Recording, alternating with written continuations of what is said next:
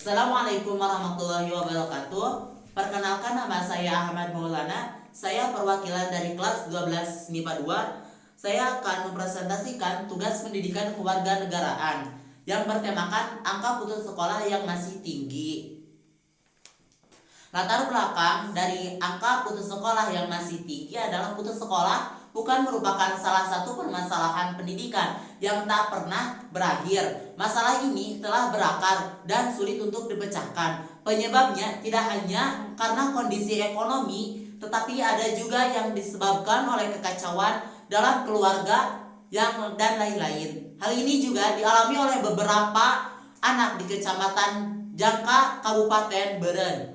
Oleh karena itu, penulis ingin mengetahui dan meneliti lebih jauh tentang sebab-sebab anak putus sekolah.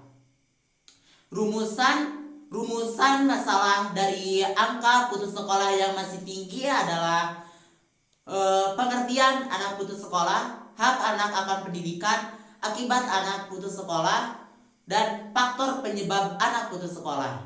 Tujuan penulisan dari makalah ini, siswa diharapkan mampu memahami tentang pengertian anak putus sekolah.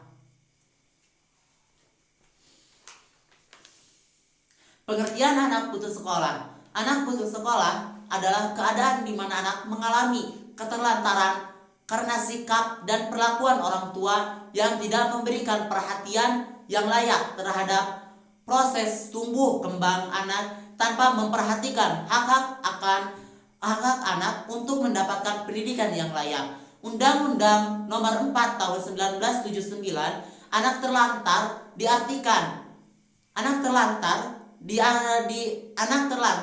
yakni anak yang kebutuhannya tidak terpenuhi secara wajar, baik kebutuhan fisik, mental, spiritual maupun sosial. Menurut Departemen Pendidikan di Amerika Serikat, MC Millen, Kauffman, dan Witzernet 1996 mendefinisikan bahwa anak putus sekolah adalah murid yang tidak dapat menyelesaikan program belajarnya sebelum waktunya selesai, atau murid yang tidak tamat menyelesaikan program belajarnya.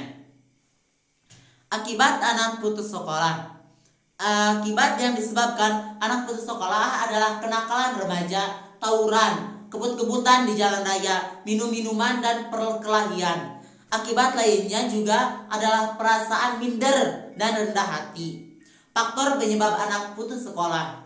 Faktor internal, yaitu dari dalam diri anak putus sekolah disebabkan malas untuk pergi sekolah karena merasa minder, tidak dapat bersosialisasi dengan lingkungan sekolah, sering dicemoohkan karena tidak mampu membayar kewajiban biaya sekolah. 2. Faktor eksternal. Keadaan status ekonomi keluarga. Dalam keluarga miskin cenderung timbul berbagai masalah yang berkaitan dengan pembiayaan hidup anak, sehingga anak sering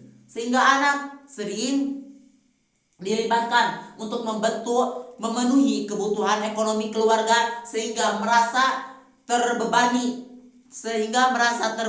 dengan masalah. Memenuhi kebutuhan ekonomi keluarga sehingga merasa terbebani dengan masalah.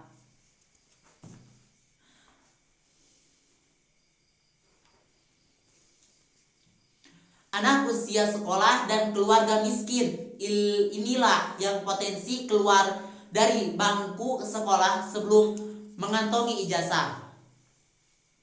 2. Sosialisasi untuk menolong anak putus sekolah yang tidak mampu.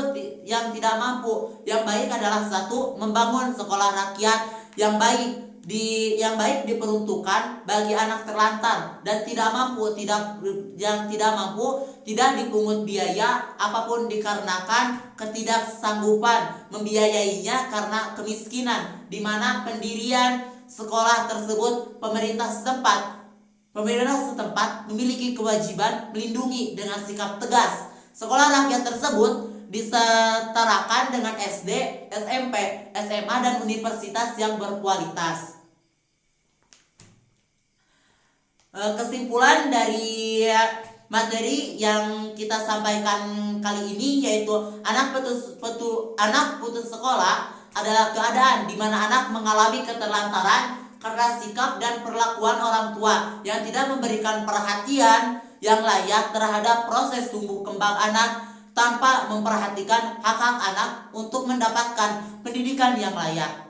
Pendidikan merupakan hak yang sangat fundamental bagi anak. Hak wajib dipenuhi dengan kerjasama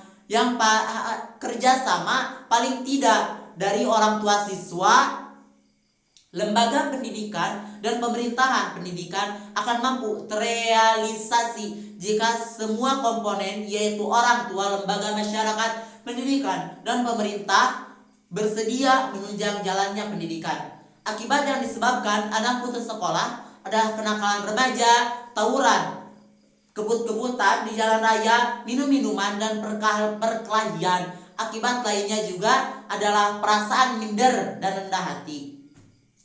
Saran yang bisa saya sampaikan yaitu makalah ini masih jauh dari kesempurnaan untuk kami dari menyusun, berharap agar pembaca dapat memanfaatkan makalah ini dengan baik. Segala kritikan maupun saran dari pembaca akan kami terima dengan lapang dada.